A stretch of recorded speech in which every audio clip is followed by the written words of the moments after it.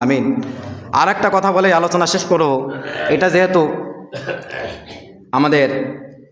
আমরা অনেকে 2025 সালের একেবারে শেষ সপ্তাহ, শেষ শুক্রবার, সামনে আগামীতে যে শুক্রবার আসবে এটা হলো 2026 সালের শুক্রবার।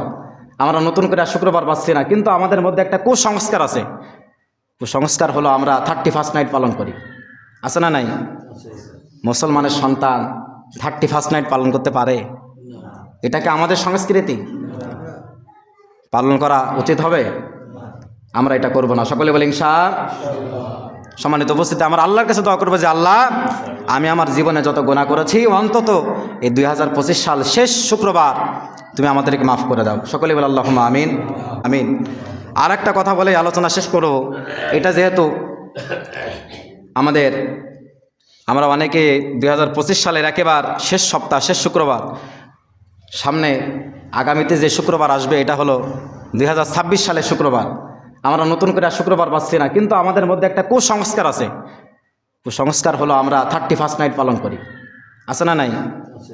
মুসলমানের সন্তান 31st নাইট পালন করতে পারে? এটাকে আমাদের সংস্কৃতি পালন করা উচিত হবে? আমরা এটা করব না। সকলে বলি ইনশাআল্লাহ।